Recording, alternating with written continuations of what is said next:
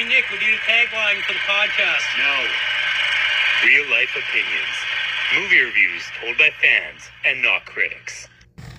You know, it's actually easier to lead in when you just like continue on from the sound A bites. little more natural, for sure. Yeah, now it's like doing the small pause we did, and it was just kind of like, oh yeah, now I gotta go.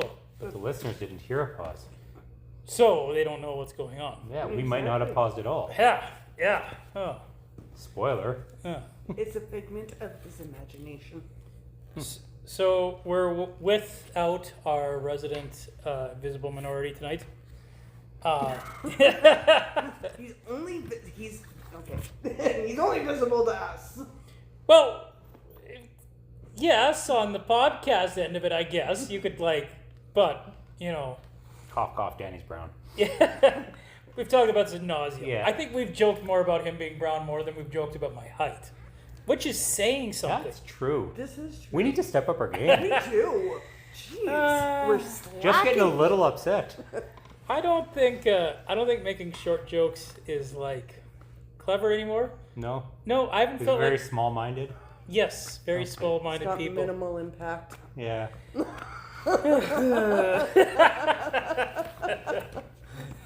Moving on.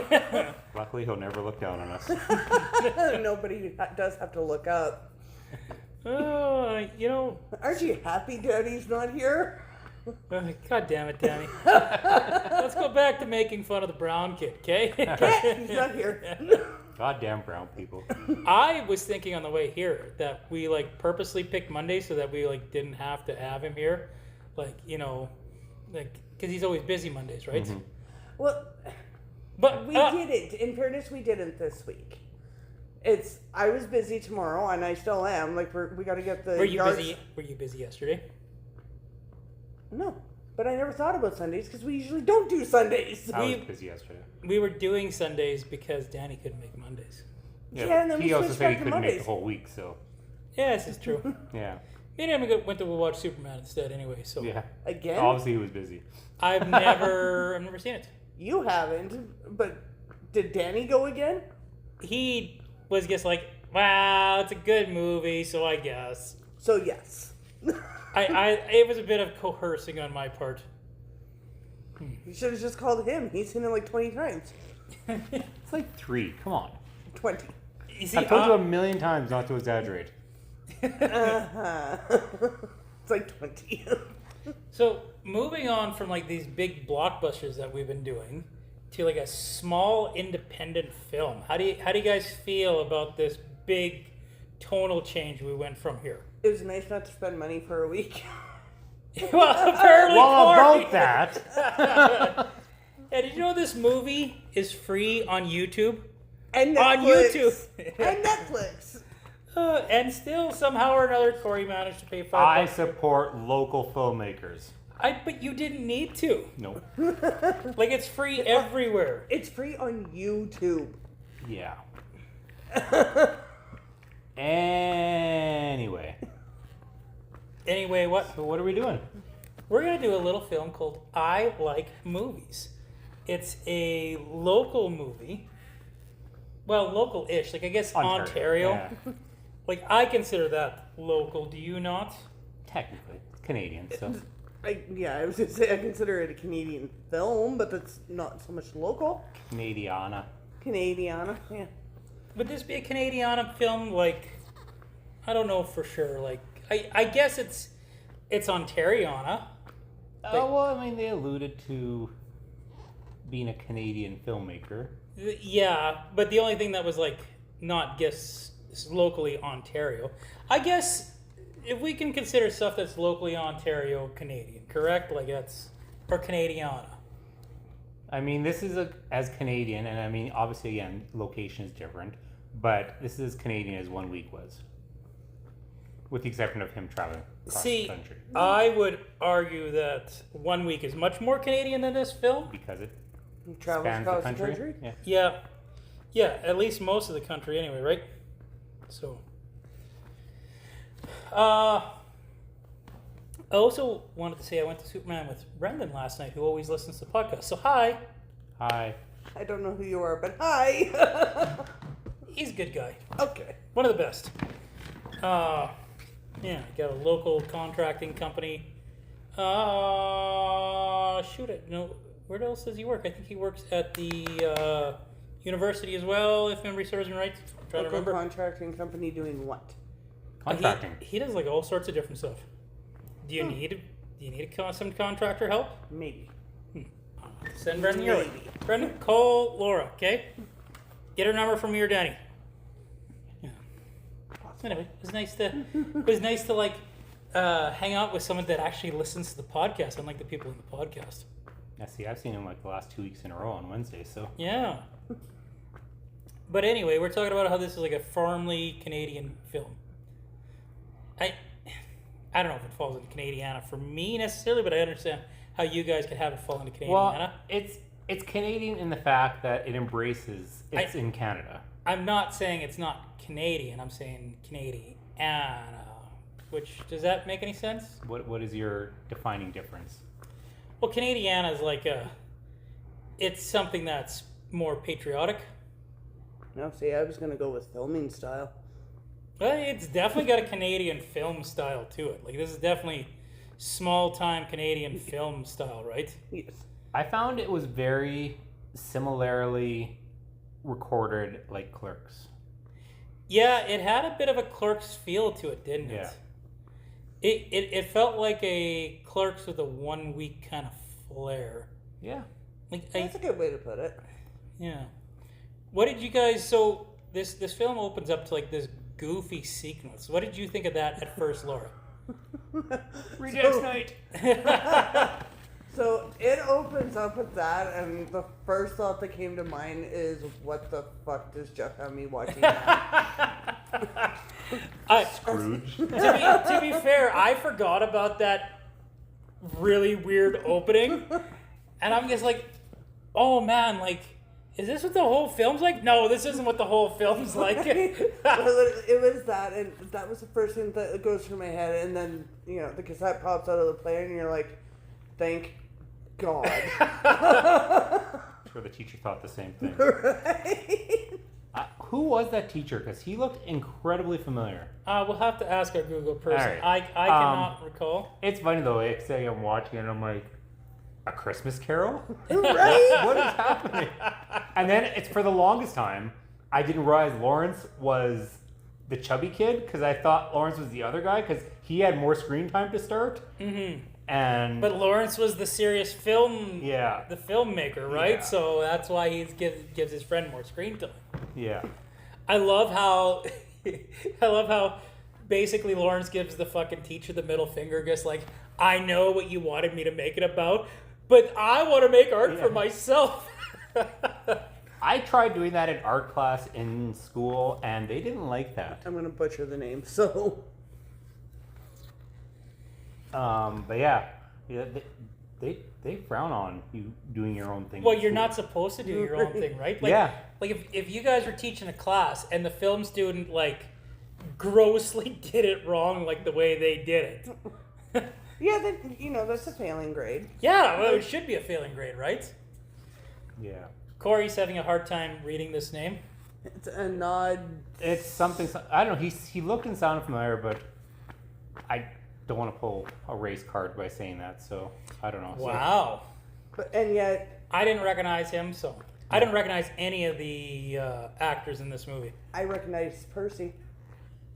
Huh? Oh, what's Percy from? Well, his actual name is Percy, but he is in Wednesday. Oh. Percy Really? Hines White. He's from Wednesday. Okay. Huh. He's really sad looking in this movie. They really like had him looking terrible. I think there was a reasoning behind the whole thing, because just going through the movie, it was less about how he gets into video stores and what he wants to do, and just his personality compared to everybody else. Well, this very much is a movie about like how a person just doesn't fit in, right? Yeah. Like, you know, Corey, you like the idea of Rejects Night, eh? I would imagine that's something that resonated with you. That would be pretty fun. like the whole getting together with your one lone buddy to go watch SNL movies as teenagers. Like I'm like SNL episodes. Huh? SNL episodes, not movies. Oh, I thought it was. No. Well, yes. Yeah. You got me. They watched Saturday Night Live. That's what I meant to say when I said movies. I feel sad that they're probably never going to get to go see it on live. Not to spoiler the movie or anything like that. Did you guys have anybody like that used to watch stuff like that on a religious basis? Because I do. No. You never had that sort of bond, Laura? No, because like Corey and I are very much the same when it comes to movies, but we never got together to watch movies. What about you, Corey? Did you have someone back when you were still in Saskatchewan that you'd bond over them like that? Yeah. I had my one friend. We were like best friends from grade, like I think it was 4 to 8, and we would watch Nightmare on Elm Street. We'd go to the video store. You know my story of renting 7 for 7 type thing. Yep. That was him and I always. Mm-hmm. And we would try out other movies, but it always went back to Nightmare type thing. But that was about it. I've always said, I'm an extroverted introvert, so I am just as happy watching a movie by myself. I've been to the theater countless times by myself. I've been to concerts by myself, and I am just as happy. So, see, and I guess for me too, like thinking the same way, I'm so easily distracted that it's easier for me to watch a movie by myself than with people. See, I used to find it like a bit of a bonding thing when I was younger. I have a few friends that like. We'd watch movies like Independence Day or Mars Attack and stuff like that. There'd just be like a certain set of friends. I would like me and them would watch it. And even as a kid, like hearing somebody take a sip of their drink, that drove me nuts, and that would totally distract me. Really? Yeah. I actually had a really good bonding with the old Batman 66 shows. Middle of the night, me and my buddy Mark Winarski. Mark, I know you're not listening to this, but hey, miss you, buddy, every day. So we'd work the evening shift. We'd get up at 1 o'clock in the morning. We'd go down Humpty's. We'd have coffee for an hour or two, drive to my dad's farm, and we would put on the old Batman 66. And we'd put that on until it was over, and we'd pass out on the couch. About 3 or 4 o'clock in the morning is about when that came on. Yep. Yeah, the old Bam Pow. It reminded me a lot of Lawrence's relationship in this movie, to be perfectly honest. Like, you know, we weren't as socially awkward as they were, mind you. Mark was a wallflower. He was. There was no they in this show for socially awkward. Yeah, it was primarily just him. Oh, his buddy was pretty socially awkward too. Guess not to the same degree, right? Like, guess because he got Laura P to come help him later on. Like, who's a little cutie in this, by the way. Like, good score for such a scraggly, sickly-looking kid. But, you know, even in that sense, when you look at it, and again, it's more later in the movie that you start realizing it, and how much is his social awkwardness because of the main character? Like, how much of it is because of him? Well, yeah, you and your best friend's that off-putting. Like, he literally is chasing people away early on in this film, right? And it's just the way he talks to his mom, the way he talks to his best friend. I'd smack him. Yeah, he's someone who deserved to get his ass kicked more than once in school. Yeah. Can we talk about the treatment of the mom there? Like, man, I forgot how hard it is to watch this movie because of how terrible he treats his mom. Right, well, and especially that one scene, right? We'll get to it later. Yeah, we'll get to that towards the end. Like that scene hit hard. But even right at the beginning, he was very down-putting. Like he talked down to her, he treated her like shit. Well, and he's got nothing going for him, right? Like, he's got so little going. Like, you've got no right to act like this, right? And she's just trying to get him to see that there's more than one way to do things. Well, you can see this movie does it beautifully. How you could see her struggle in this movie, right? Like, she's trying to make this work. Yes. You know, I almost want to talk about that one scene, Corey. Yeah. That scene was hard. Obviously, again, somebody with my experience, like that was something. So, But just in general. And then I found it funny that she's like, "Oh, you should apply for some jobs," and then he goes to the video store. "Oh, I've applied here in the past." I'm like, okay, right. Either way, yeah. It was. Her. I really liked when he got to the video store. I was really hoping for some like good video store group shenanigans because that whole group seemed pretty good at the beginning there, right? Well, they had it more than he did. He was here. They were there. So and that's because they couldn't find a way to include him. Right, and the whole, well, we want you to do this. No, I'm not doing that. Oh my God! Yeah, if a little bastard tells me that at work, like backhand, right? He should have been fired on his first shift. Yeah. Yep. I'm not. I have to wear that sash. I'm not wearing that sash. There's Next the scene, fucking he's door. wearing the sash.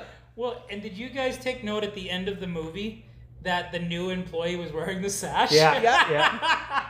I laughed my ass off so hard. That's another way I kind of got the clerksism out of it, as how it ended where it began type thing. Yeah. Mm-hmm. So, well, except for it wasn't the ending, but yeah. Right? So Thank God, because if it ended with one of those damn films, I think I would have walked away beforehand.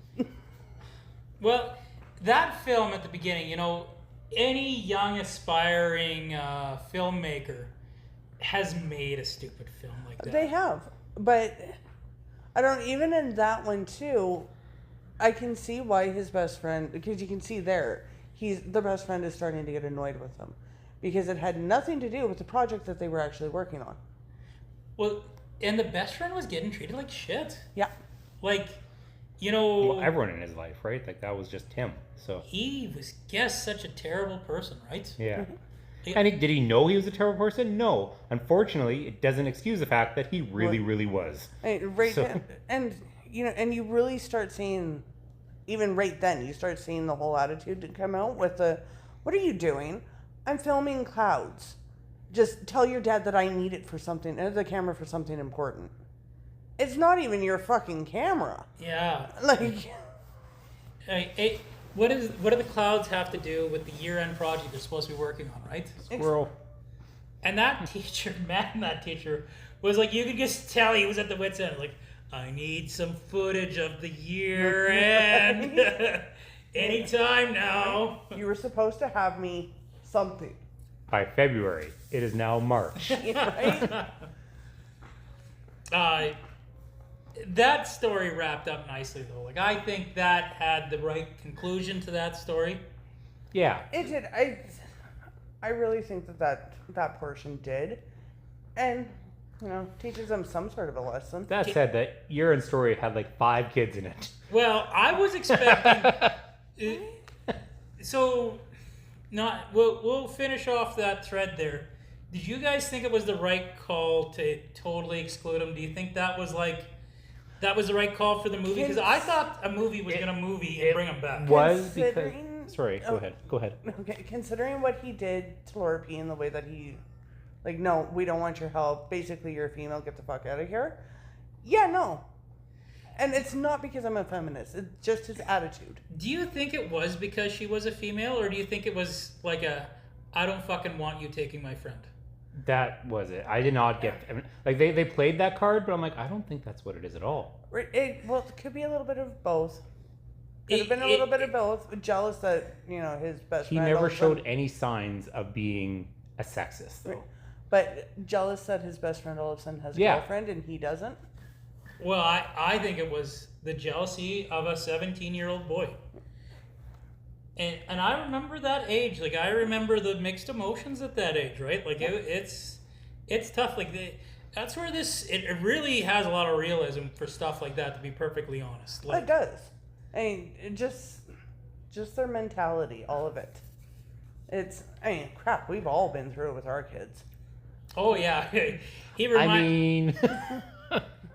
There was a lot of Lawrenceisms that reminded me of Nick. There was like, though, I'm working on them. No, I'm just saying my one kid, no.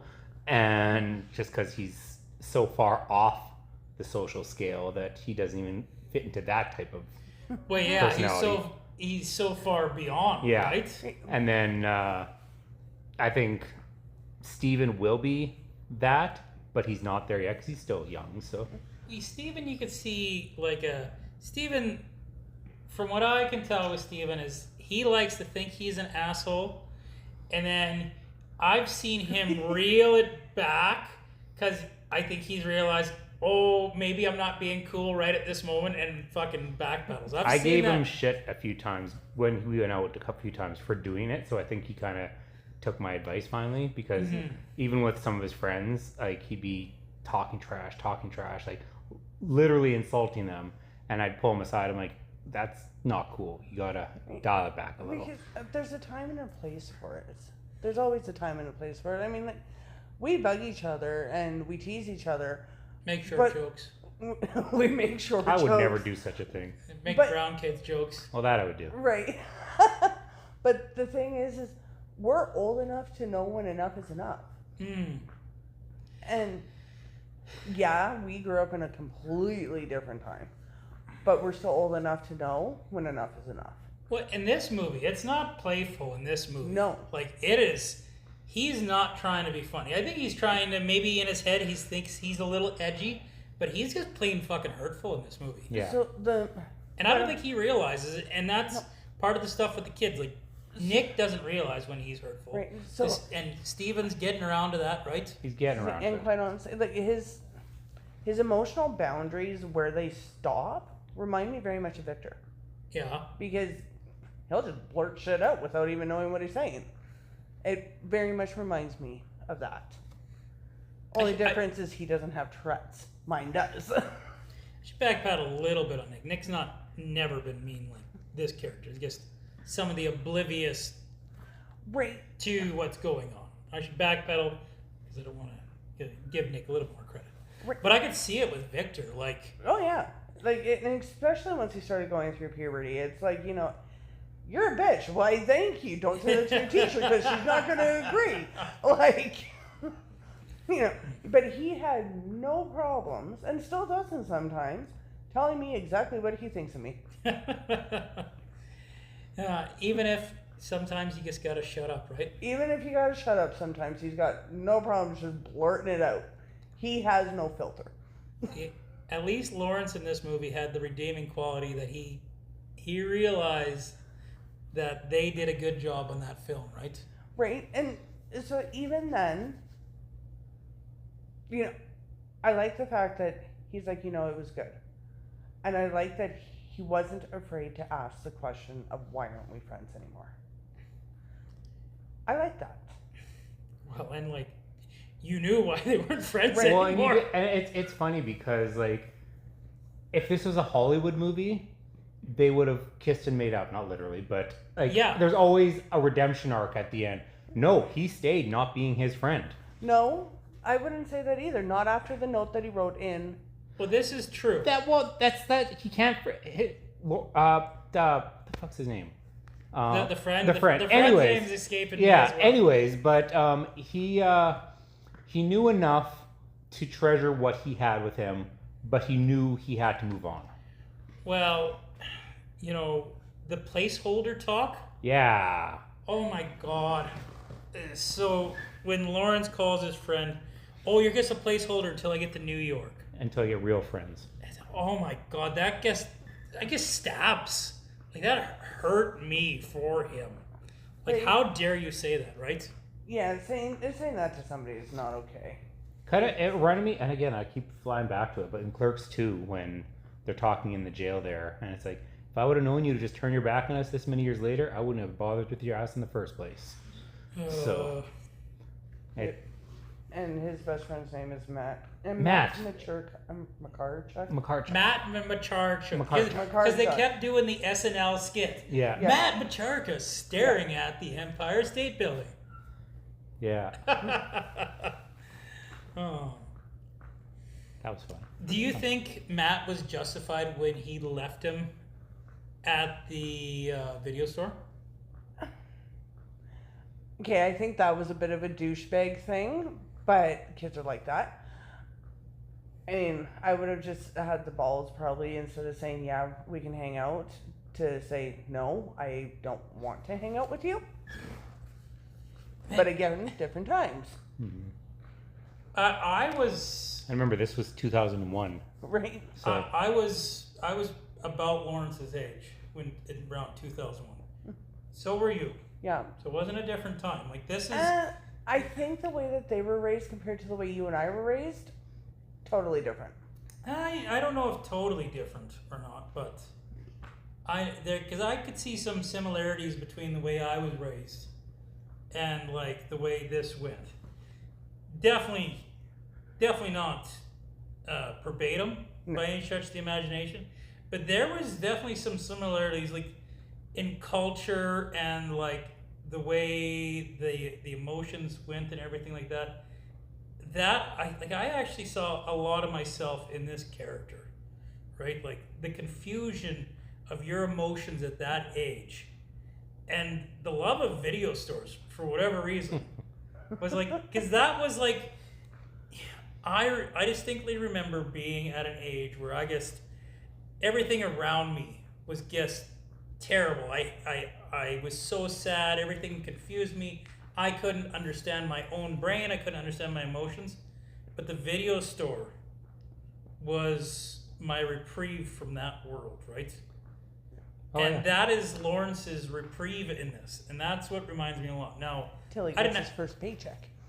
yeah, $96? I'd be mad too. Well, when you look at it too, with how much he's been working and how much he made, and you see how much has been taken off, what the fuck did he do?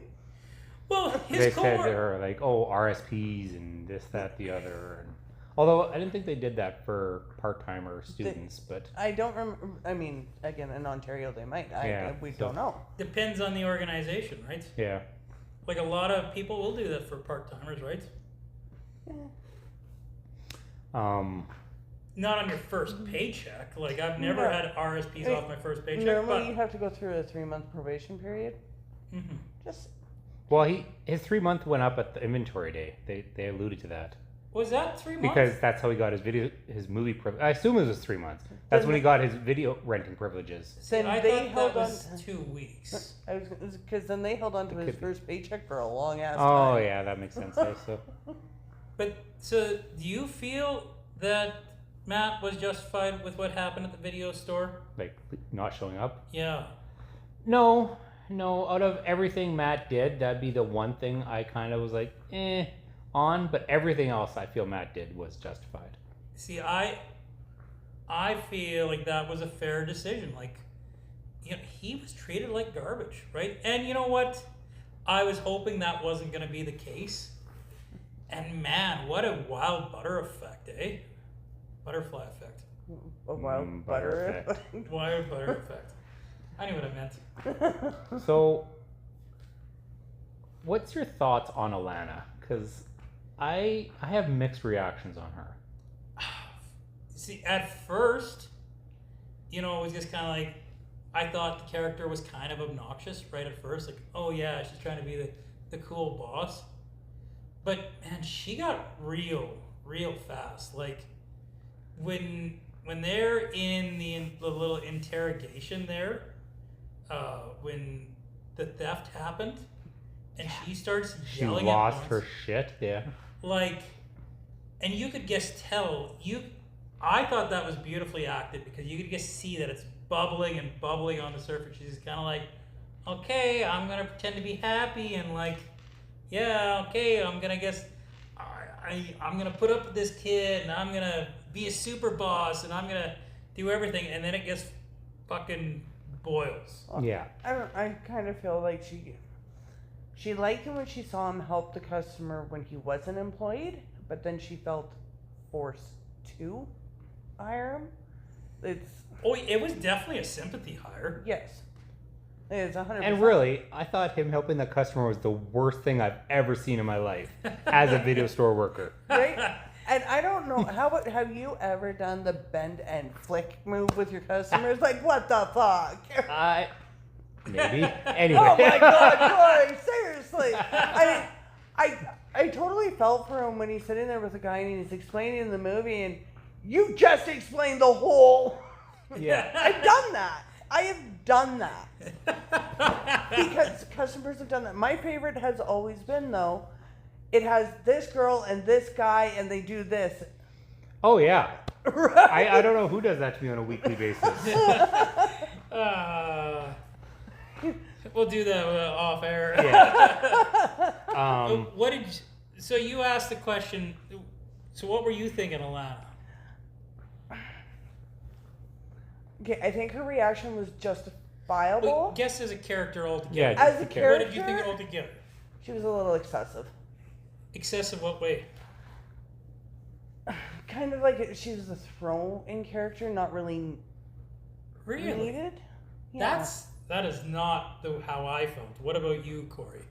No, I think you're on glue, but that's okay. No, I Yeah. did. I felt like she was a throw-in character. That said, Like maybe Laura P. the throw-in. Like there is so many other people. Laura P was definitely a throw-in character, but I don't know, just Alana was like, is it Lana or Alana, Alana? Alana. that, Okay.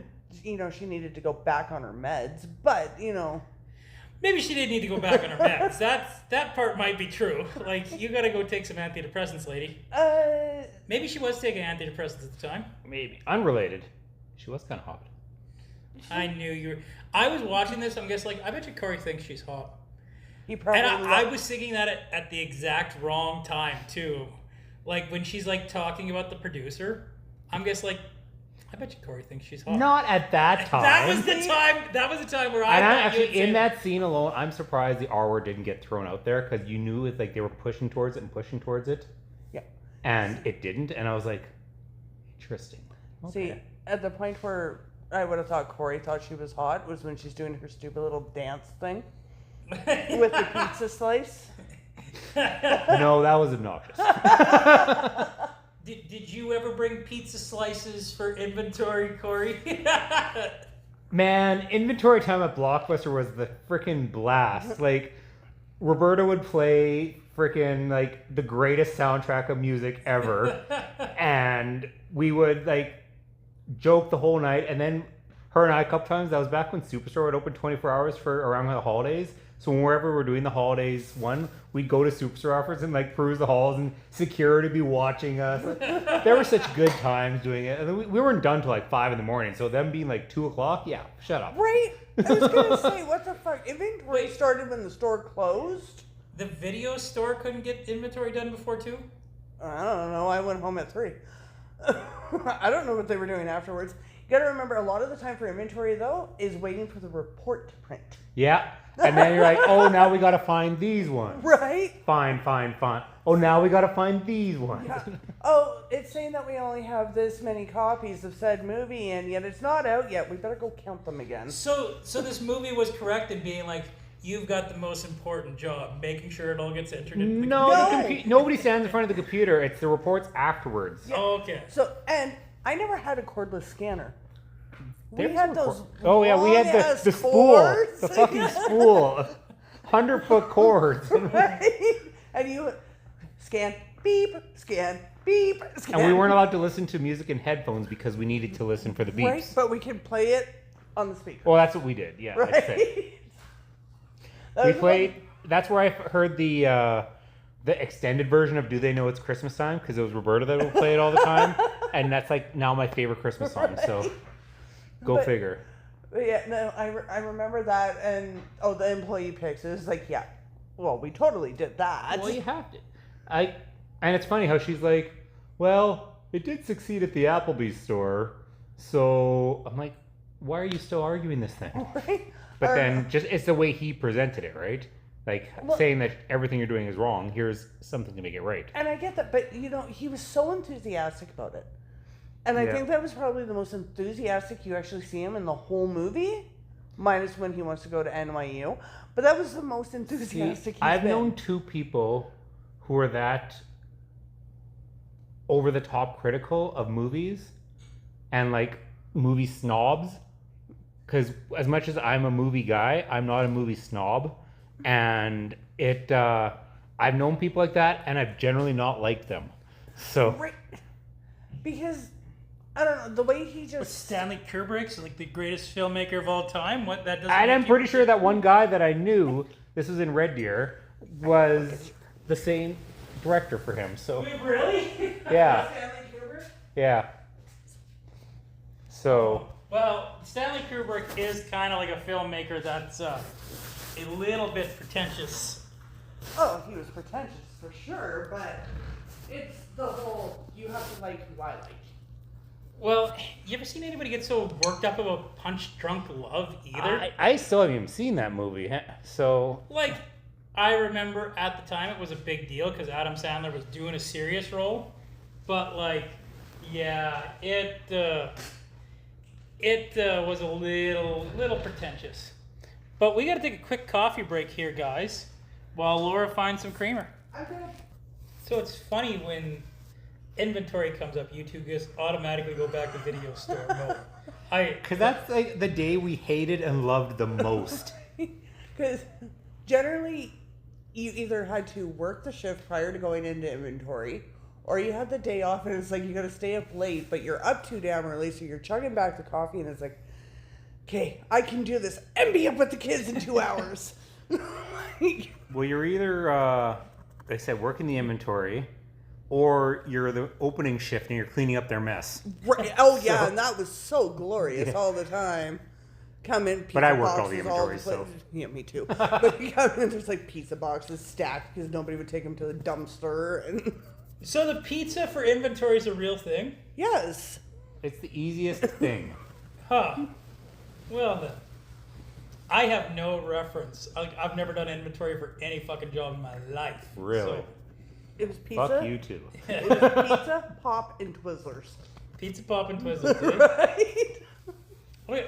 Wait, when Lawrence got his first paycheck, I remember him saying like, "Oh yeah, and I get like all the expired Twizzlers." I thought all those deductions were Twizzlers at first. No, Lawrence, you actually have to pay for those Twizzlers. Just mowing down on the fucking. Although, how much Twizzlers do they order? Because I've never had Twizzlers go bad because they sell Really? out faster. I've had chocolate bars that we've had Yeah, for that's why I don't get discount, chocolate here, because I won't get anything that has that quick of an expiry date. But Twizzlers, never had that problem. You have Milk Duds here. They don't count. That's not real chocolate. Okay. Note to self: if I want chocolate, don't buy Milk Duds. Don't put them in a lab. Let's just put it that way. So, Yeah, the cement content in them might actually surprise you. yeah. Milk Duds is like caramel cement, isn't it? It is. That said, as a guy who hates chocolate, I fucking love Milk Duds. I see, and I hate Milk Duds. Probably one of my least favorite chocolates. I don't know why. I think it's, again, what have I always said about chocolate is I don't want chocolate to be the primary flavor, but I like chocolate as a side flavor. So with Milk Duds, it's all about the caramel and a little bit about the chocolate. I've never heard you say this before. I've said it 1,000 times. He has. I'll say maybe not to you, but I've said it. Even my wife knows that about me. So I still can't get through the fact that he likes caramel tasting cement. So, you know, I mean, I drink dark roast coffee, so black, so that explains it. I have no taste buds left. So, when you wanted to talk about Alana there, did you want to talk about her incident? Yeah, no, I mean, my Do comment you want to talk about her first, what she first said, and how that turned out to be a lie? Because that was like, she didn't know what happened to Lawrence. So, that kind of threw me for a loop. Like, at first I'm like, oh, she was kidding about it? Or was she kidding about it? And Well, what I think is, and I don't know, I remember your reaction to Conan the Barbarian and made me think that you might have an opinion on this, Laura, but I think it's easier to pretend like the traumatic thing is someone killing themselves instead of sexual assault. Like, I think that's probably, she probably told that story to like, what this Cope. is, well, it's easier to tell everybody that's what happened to you, right? Mhm. It's easier to tell a lie than to admit the truth. depending on the subject matter at hand. Yes. Yeah. And I think the only reason she changed is because Lawrence's dad, right? Yeah. Who we haven't talked about yet on the podcast, but killed himself, which is a big source of his, what should we call it, attitude in this movie. Like, It is, yes. Well, I mean, obviously he was born with his ism, but at the same time, he did play that crutch a lot, and he got called out on it too. So Right. Yeah, because right after his mom says something to Alana about it, all of a sudden it's, well, my dad died. And he uses it for everything. And I think it was Matt that called him out on it. Or maybe it was Alana. It was Alana. Alana. Yeah. Alana, when It's like you always go back to that. And, oh no, that was at that meeting. Yeah, Yeah, during the So, interview. yeah, so not the interview, but the HR discussion. Yeah. which that's a beautiful scene. I want to talk about that Which, scene. the interview or the HR? The HR scene, but we'll get to there. But let's talk about Alana's trauma at first. Like, Laura, I know that subject's tough for you. Like, you know, did you feel her trauma in that moment? Oh, 100%. It's curious the time this movie was released was right, like it was close to the Me Too movement, Yep. which I think had a lot to do with that storytelling, right? Then literally, she's telling that, and all I can still envision now is the courtroom. What do you mean? I will explain that off here. Okay, no, I didn't. Yeah. Hey, I don't know if we've talked about it before and I forgot about it, but No. yeah, Yeah, it's- no, I'll explain that one off here. yeah. In my head the whole time I'm thinking of, it was Weinstein, wasn't it? Well, that was the thing I thought. You know, a Yeah. producer comes up to Alana, and for lack of a better term, gropes her, Yeah. and that's why she left show business. And the right? whole, I couldn't get him off. I was gonna say Right there, when she says said it all. those words, I'm like, that's when I said I thought the R word would have been dropped, and it Yeah. wasn't. But I think it should have. It should have been, but It sounds bad because I don't like that word. That word actually really bothers me. But it should Yeah. have been.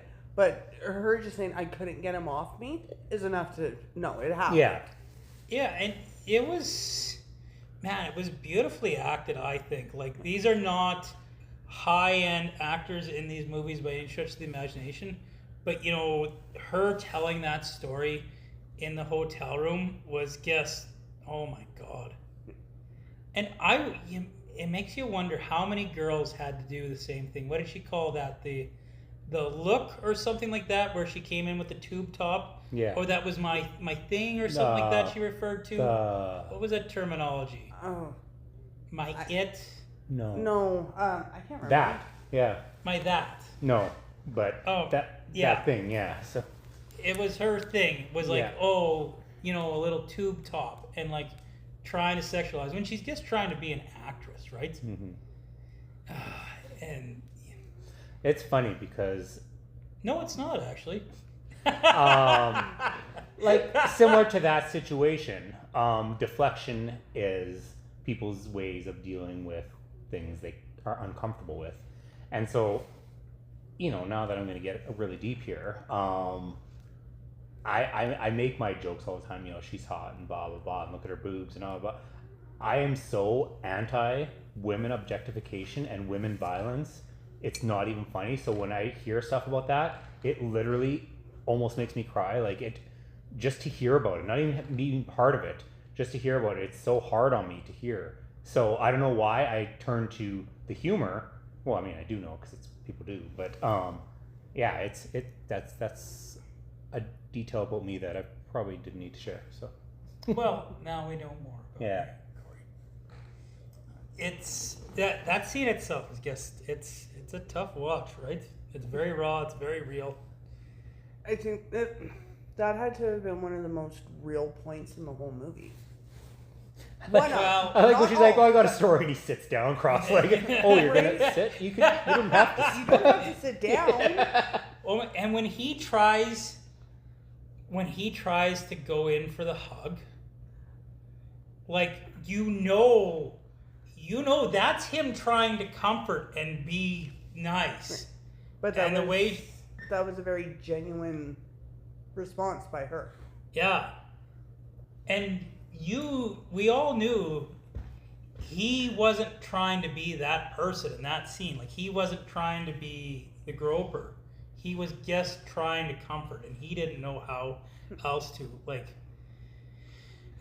I'm so glad this wasn't done Hollywood style, because they would have never, ever in a million years. What would have happened in a Hollywood movie is that she would have broke down crying, he would have held on to her, and it would have like faded to black. Yeah, exactly what I was gonna say. Yeah. And instead of the movie moving, it got real. This movie felt very much, and it's how movies are supposed to be, but very much felt like a real story, and you're a fly on the wall. and that's a sign of a well-made movie. So, Well, and interestingly enough, just looking at it, Levac, the girl that actually wrote this movie, described the film as being based in part on her own teenage job in a video store. Really? I thought that was Lawrence's teenage whatever. So, although she has stated that she chose to write the central character as male out of desire to push back against the popular notion that women filmmakers can only tell female-oriented stories. I mean, Barbie? But that's a female. No, I know. It female just shows that, yeah. Well, I did not know it was a female filmmaker with this, because she did an excellent job on this film. I thought it said it was written and directed by Lawrence Queller. Chandler Levac. Huh.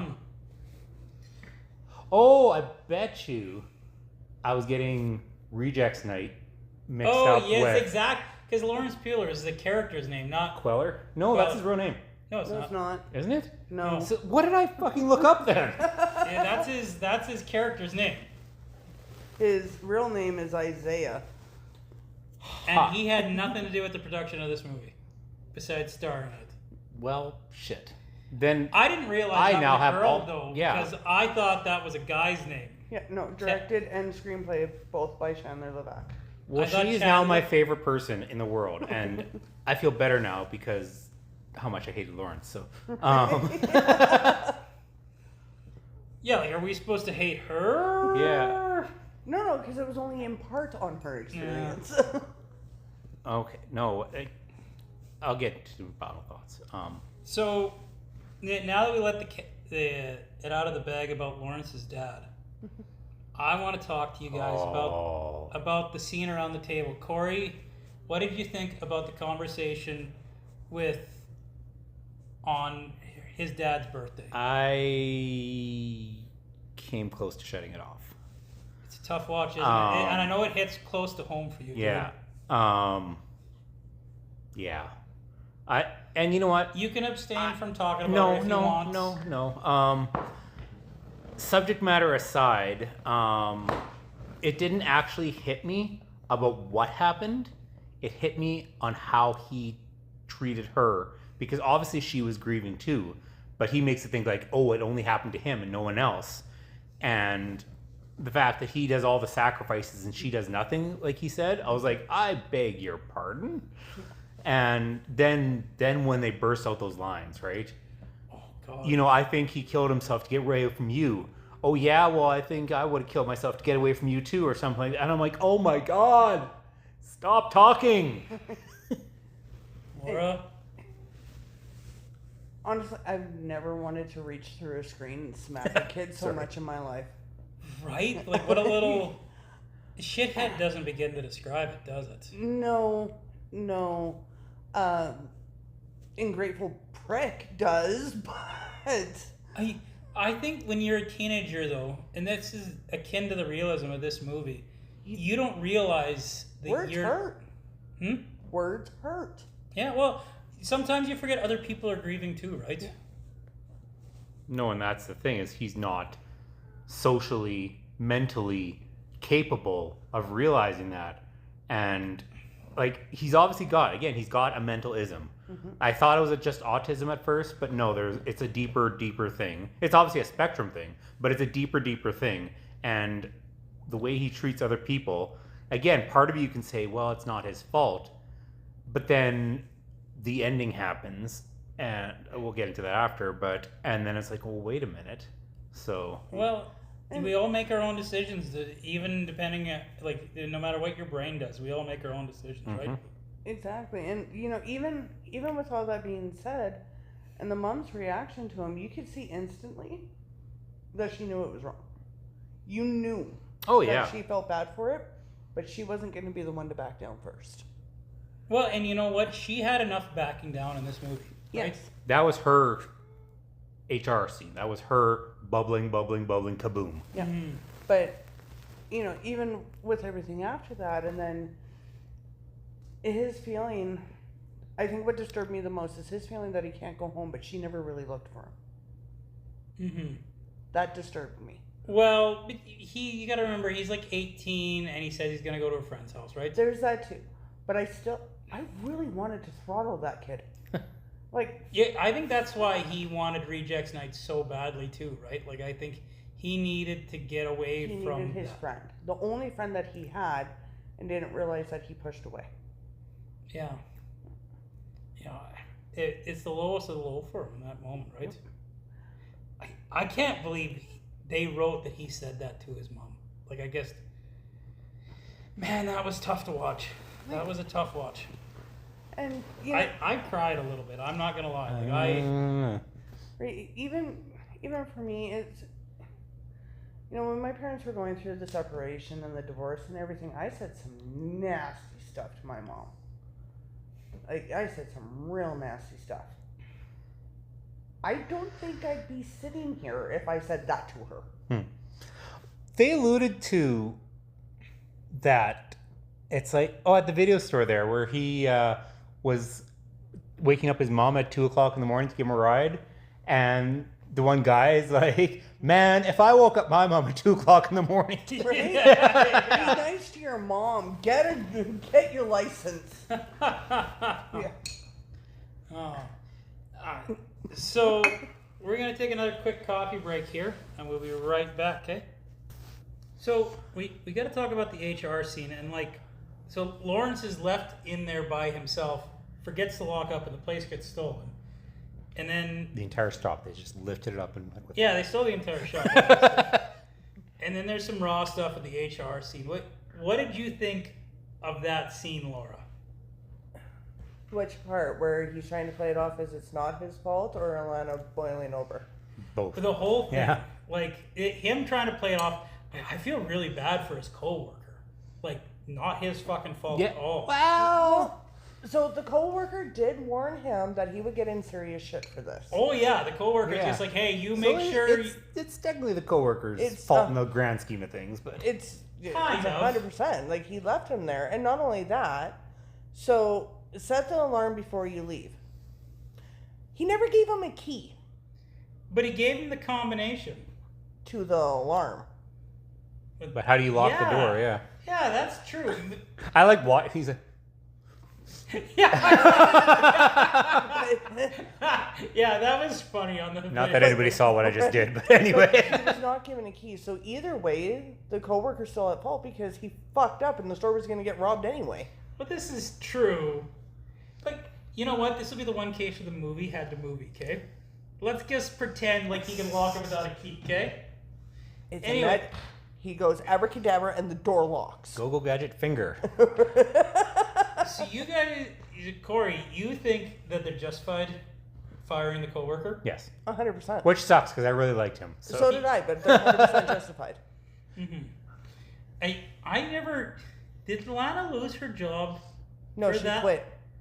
Like, it really felt like I we think got to she- talk about that scene, but it's like they don't really say specifically. They just say She said she left, but Did she? yeah, I think like- she would have been fired for that. Like, she had to. Like, the first little mini outburst, okay, that's a write-up. But when she fucking went ape shit, that's termination. Especially for like a big old chain like sequels was. So I thought for a second Lawrence was gonna bring up the groping. yeah. Like, I was just like, don't do it, Lawrence. Don't fucking do it. Well, he basically did though, and that's why she lost her shit. He He tiptoed. but he tiptoed. Yeah.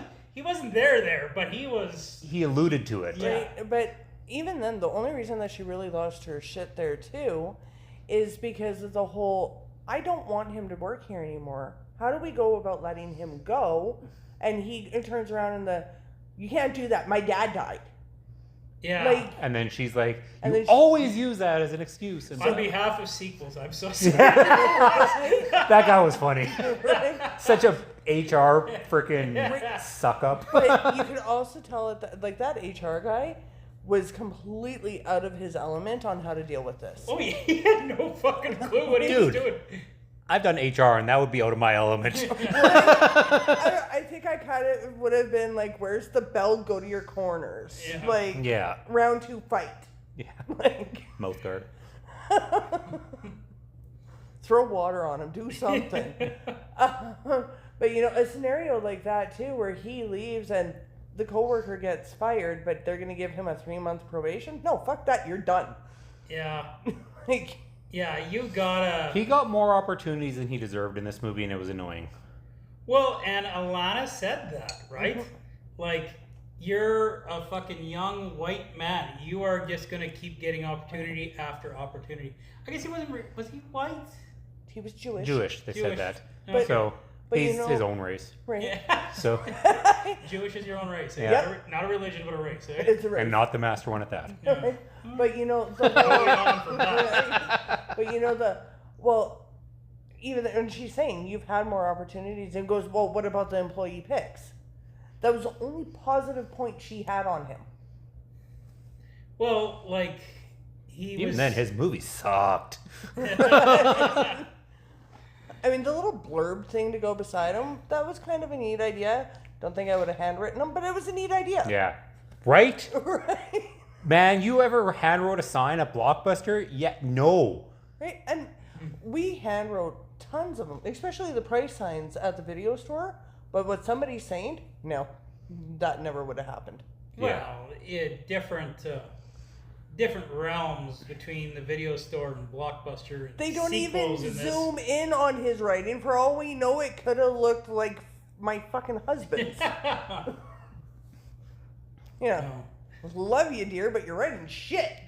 Obviously, you haven't seen Lisa's. Anyways. But that was. We could compare it to somebody else, but I don't want to. I thought it was really funny after the HR scene when he tries to get the staff discount afterwards. Yeah. Can I have my disco one last time? No. And the fact that, what's her name, became the manager afterwards. Yeah. So that was kind of cool. That was. Yeah. And Considering she was the only one left. Yeah, everyone around her has been fired. Yeah. She's got that poor kid with the fucking sash walking around. See, You know and what? Sorry, go ahead. I look at it too, and because they zoom in on their hours for when they're open too. 7 days a week, you're open till midnight, 6 of those days, And 11 on Sunday. and 11 on Sundays, and you have 4 staff members. Yeah. Math isn't mathing. Right? Let's just presume that those are the 4 weekend stuff. Because it established that Lawrence worked every Saturday. And evenings after work. But Or not after every, school. not like you work 7 days though, right? So No, but still, the math does not math on that. that one, and also has that's- to do with budget of movie and actors you can put in it. Right, but So- I get that one Movie's too. got a movie sometimes. And that same thing with the year-end video. I'm like, there were 5 people giving this whole school's year-end video. And with how quick it went by, that was something that they could have just had to go by a little bit faster and added more people. Yeah. Well, Go I've to got- Like family of Just the filmmakers and the producers and the writers and Or just go to the actual high school and film them. But then you'd probably have to pay them at least No, a you couple just need a bucks. waiver saying that, they can do it.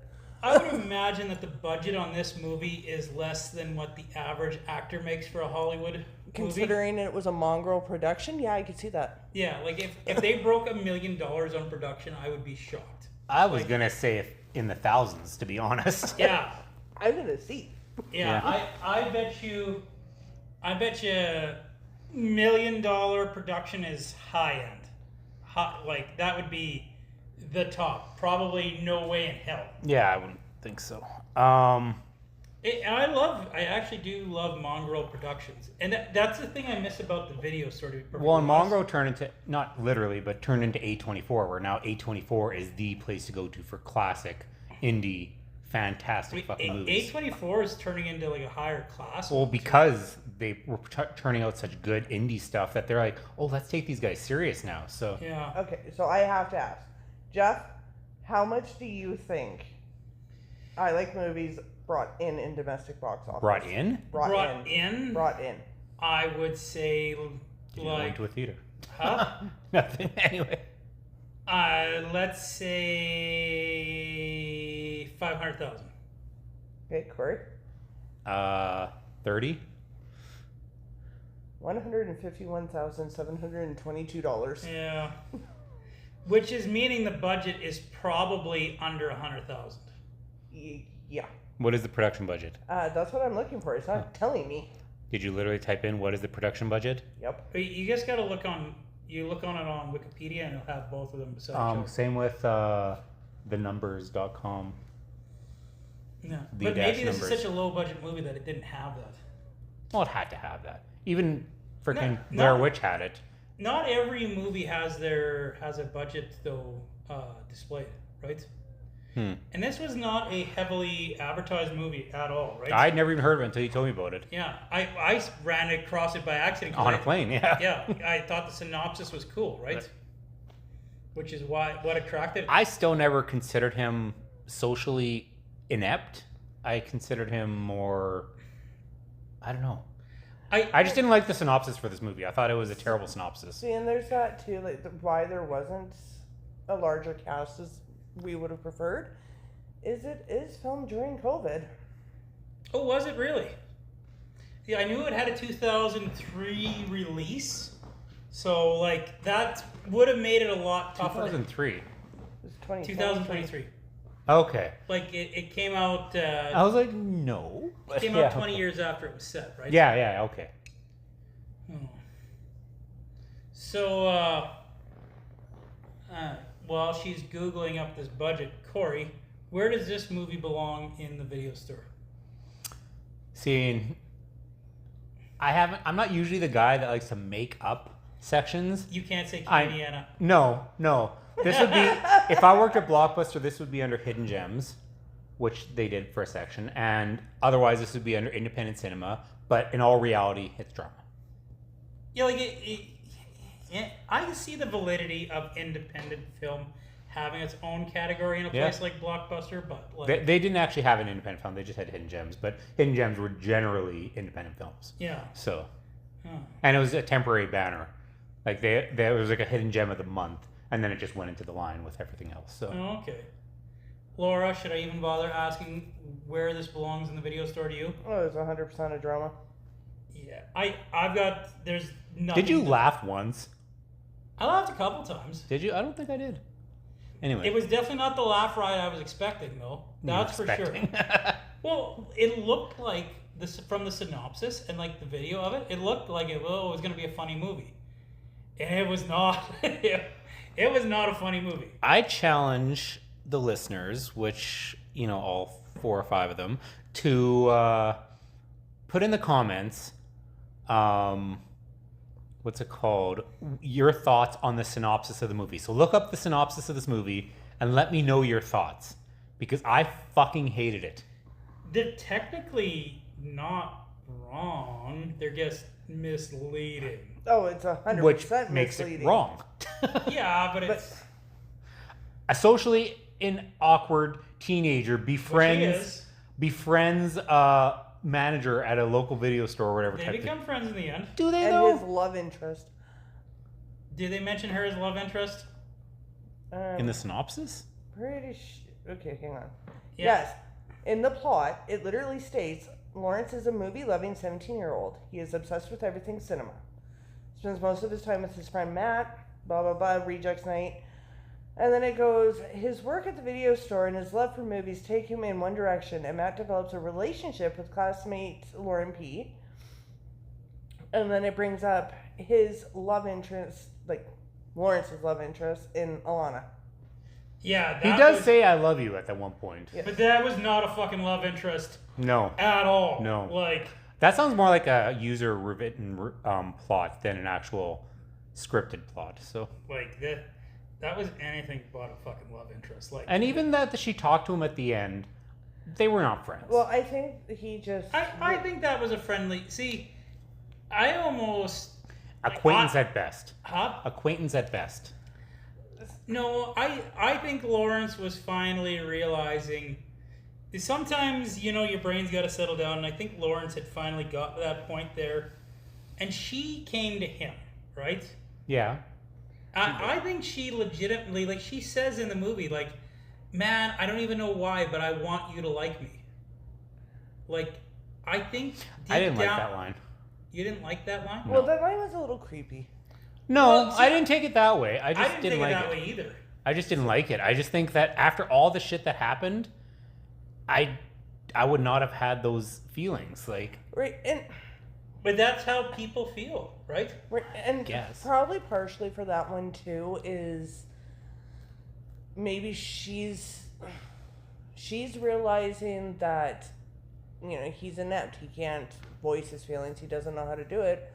But during the HR thing, when he pops out with "I think I love you," maybe it was just another way of him trying to get her to give him another chance. Well, that's the realism of this movie. That's the confused teenager that doesn't know what love is yet. You know, she's literally all he's got in life because she's nice to him. She's not nice to him because they're friends. She's nice to him because she's his boss, and she's a people pleaser, right? Mm-hmm. Like, it's clear she's a people pleaser. Like, Mm-hmm. from her story, it's a people pleasing story almost. Like, she's doing this, you know, even though she's reluctant, she wants to go and make my director happy and everything like that. You know, like, it's a character flaw in her. That's why I don't hate the line like you do. I think that illustrates perfectly who she is and the flaw in her, because she just wants to be liked. She just wants that attention, right? And even though she realizes it's toxic, even though she realizes how terrible it is, even though she's so guarded, she still feels that emotion. Like, you can be two completely opposite things, and that doesn't make them untrue. I think honestly, what probably set me off with her is like after her big spiel of why she hates movies, and because of what happened to her. At the end of it, she's taking acting classes. But that's, And she starts explaining her favorite movies. Right? Yeah. I think that's her coming to term with her trauma, though. Well, she That- does say she's seen a therapist. Mm-hmm. Yeah. And you know, I don't think she ever stopped loving acting. Like, she says she thought she was like, I was so good at it, right? Sorority bimbo number 2. Yeah. Right. You know, Oh, sorry, go ahead. go ahead. No, I was gonna say, what, in my opinion, the weakest part of this entire movie was the ending. Honestly, I thought as much as how slow the ending was, I thought it was nice to see a new direction for him. That's what I didn't like. I didn't like how it seems like he shifted gears on the drop of a dime, and people with that sort of social / mental capacity can't just turn over in a click. Maybe if the So- maybe if it was a little bit longer and showed him growing through the summer, it Maybe. might have been a little bit Maybe. different. But you know, it does go from winter to all of a sudden he's off to college. Like, do you think it should have ended with the cafe scene? Do you think that would have been the right ending? 'Cause That or the girl coming to his dorm room and then leaving. see, I kind of feel like the cafe scene would have been a good ending, except it leaves the door open to the perception that there might be a love interest, which I think would have been wrong That in would be this harmful, movie. yeah. So, It would have been wrong. So I don't think it is a snap of the finger as much. Like, I guess it is a little bit because he does get right into the conversation. But I think they needed a way to show how he's grown too, right? I get your abruptness though. But he is really shy when that girl comes up there, right? BC chicks. Let me tell you. What the fuck? And you know, when he's asking all the questions when they go up there too, and their they're like, abruptness. man, you of ask a lot of questions. Right? That's good for him. Because he recognizes too, and he actually asks, I'm sorry, like, was that too many? Is it. I think that's the filmmaker showing that he's grown. But you're right. I don't know if they necessarily did it the right way. Like, you know, there maybe could have been a softer way to do it. Yeah, I don't know. I didn't like the ending at all, and I would have been satisfied if they would have maybe added to the cafe scene and do a fade out there. I like the fade out. The fade out was the perfect because the story's not over. But I love a good fade out in a movie, and they're not used enough in movies. Mm-hmm. I don't know. all of a sudden from someone who not once in the entire movie says thank you, if you noticed, and that was called out a bit at the dinner table there. It bugged me. Yeah, but throughout the entire movie, and then all of a sudden to be prim and proper with manners, and then asking people, how do you feel? How do you feel? I'm like, that's not the guy we were introduced to in this entire movie. Where the hell, what the hell? But that's character growth. But it was, like you said, abrupt. It went from this character to this character without the growth in between. And I get budget, I get time, I get cutting floor, I get everything, but it just seemed like you were missing an entire scene before that ending. See, and a lot of it could be, like, I've never heard of Chandler Levac as a producer or a screenwriter. I've absolutely never heard of him or her. So definitely a first movie. First or like early movie in your career, right? Well, the movie itself, like on the whole, was beautiful. Right. But I don't know if I would agree with that necessarily. There was some rough around the edges on this movie. right, it's like, for me, you can always tell the production difference between a Canadian movie and US. You can 100% tell it. And coming into this one, it was like, yeah, definitely a Canadian Do you movie. think she used a 16 millimeter? Probably She might have. 16. But You know what? Your point of it being so abrupt is actually kind of like, I don't want to contradict you on it, but That's what this is all about. I don't think it's as abrupt as you consider it, because he's had some pretty big moments in his life to come to that epiphany. And it's not, you could tell it's still a little unnatural for him. Like, it's not like he's automatically like a social butterfly. You could still see the awkwardness in there. Was it a perfect transition? No. But to say it was that abrupt, like, we've watched him grow the whole movie, right? See, I felt he didn't grow at all, but that was not due to fault of the movie making process, more to the person who has that sort of social anxiety and social skills. They don't generally grow. He had growth at the end when he went back to Matt. He had growth by the time when you seen, like, I don't think he could have had that scene at the diner if he didn't have a little bit of personal growth. You seen growth with him and his mom right before he took off to college. Yeah. Like, you could see the little kernels there, and like, there were some big moments in his life that happened there that had to change you at least a little bit, right? And the pinnacle for when he's going to change too is when he comes out of sequels and she goes, how'd it go? Or, oh, fine. And then 2 minutes later, it's, I got fired. It's always something with you. Yeah. It's exactly what she says. And that seems to be the turning point, especially when she sees the back of his head and he's been pulling his hair out. Now, that is a stemming thing. So, like, it's there that it's like, do we need to find you help, that kind of thing. But then she shaves his head.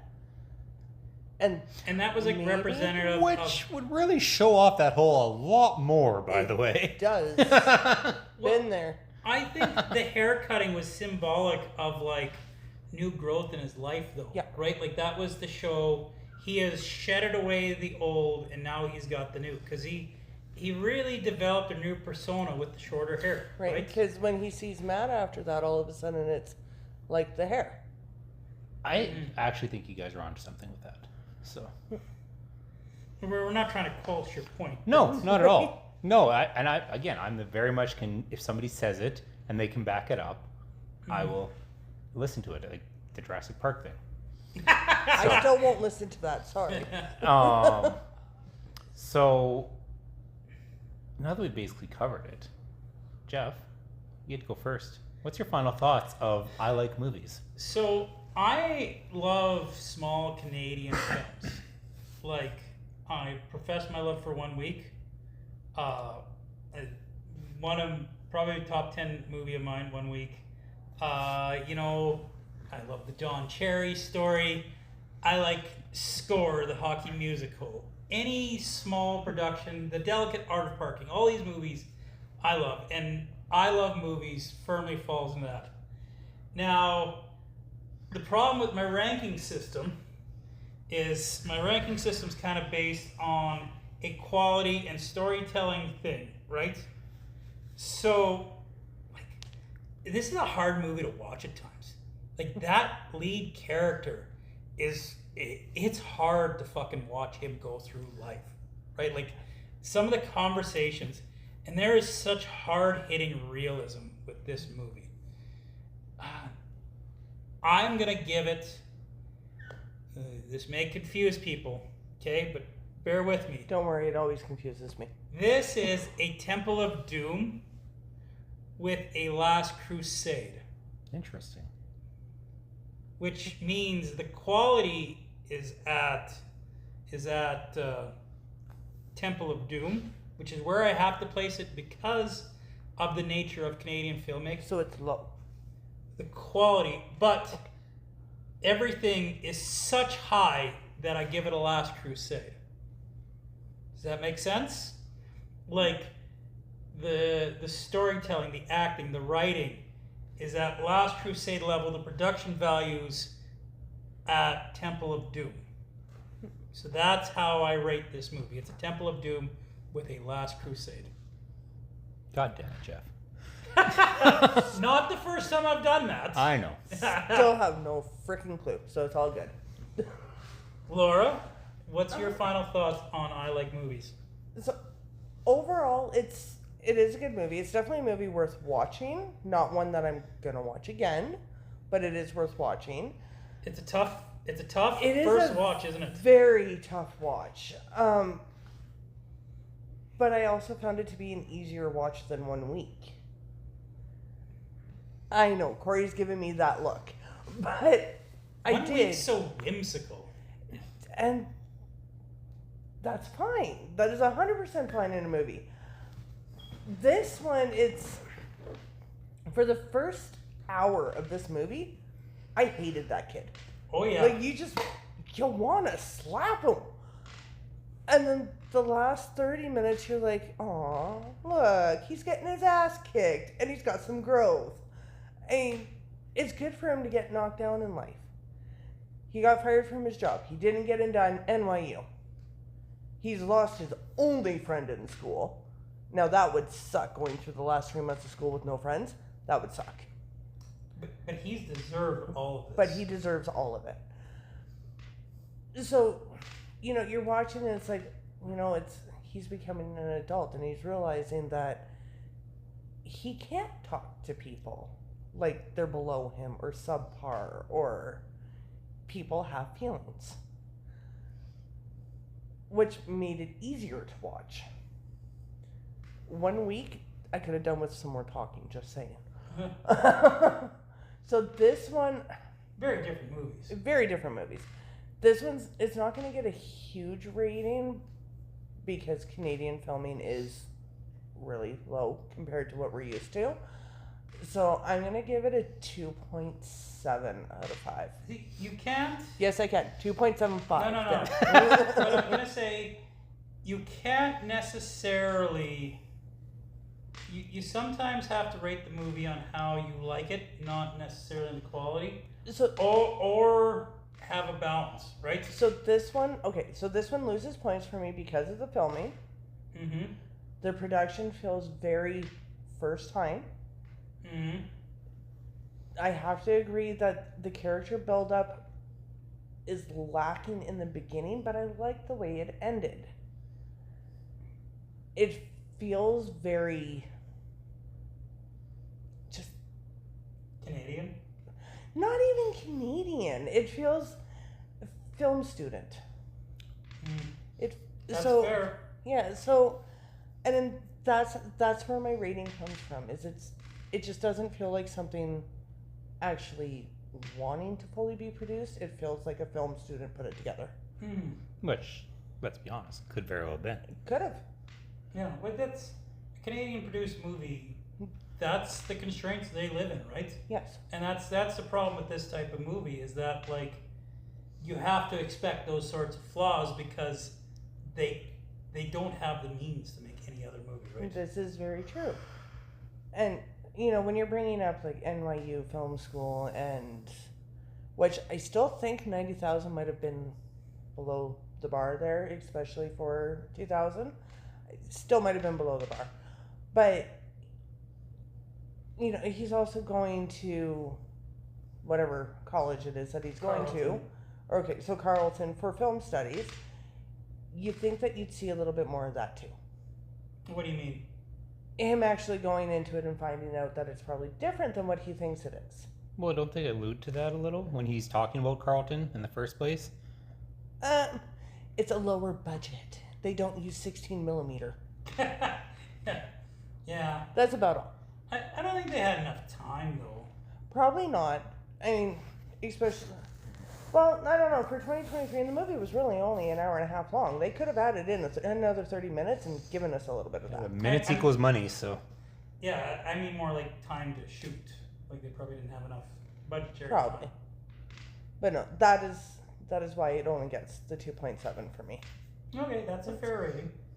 Corey, what's your final thought? This is one of the few movies... I always joke about people who break down movies per section, cause like per this, per that, because that's never been me. I've always just had a flat out opinion on the movie, hence the title, hence what our group is, like everything like that. But this movie really made me jump out of my comfort zone and rate it per thing. So I completely disagree with you on production value. I think the production value was phenomenal for this movie. I think the camera work was absolutely incredible for this movie.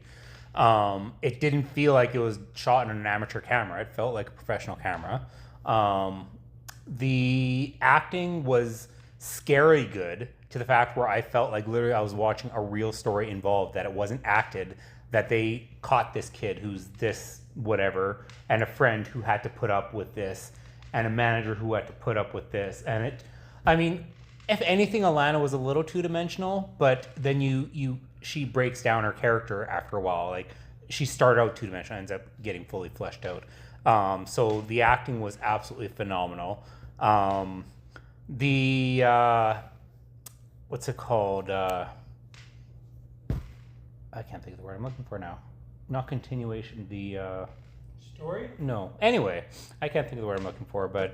You talking about... continuity. The continuity. That's the word I'm looking for. The continuity, in my opinion, which obviously was disagreed with you guys, was not there. But all in all, I get it. I get what they were trying to do. I think as someone who I was a socially awkward kid, I did not have a lot of friends in high school because I was just that fucking weird sometimes. I felt for him so much, but I was never generally rude. I acted stupidly, not rudely towards other people. Like, I made an ass of myself every chance I could, not on purpose, but that was just what I put out. And so, like I said, I really felt for the character. Yeah, like I said, you wanted to reach through the screen and choke him out a few times. But I think the characters, like I said, with the exception of that snippet of the manager there, the characters were incredibly well fleshed out.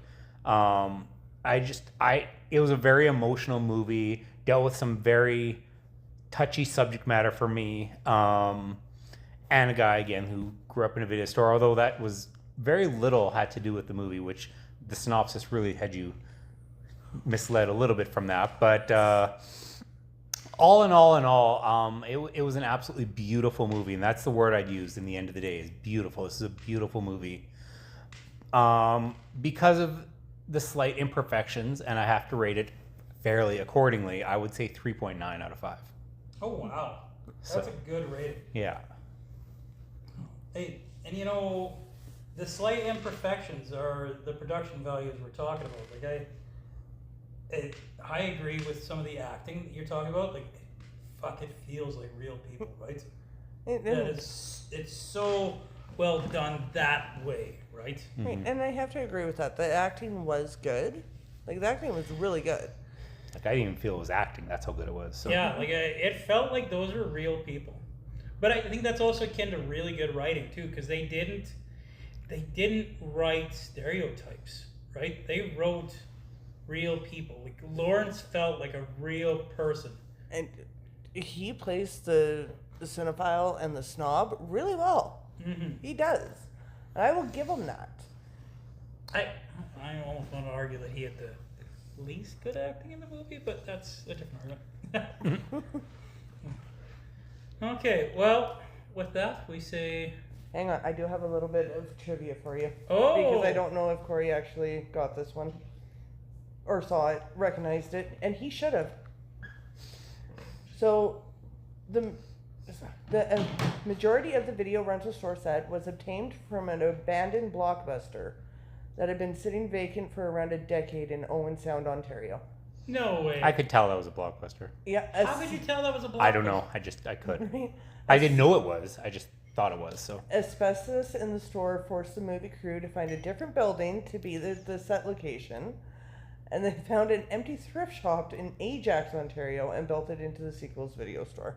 I could see that being like looking at that outside, looking in. I could see like Fabricland or something on the top. I was thinking that for the outside. Yeah, I was like, that was not where, when I seen the interior, and then I looked at the outside, I'm just like, that did not look like it was in like that sort of mall. No.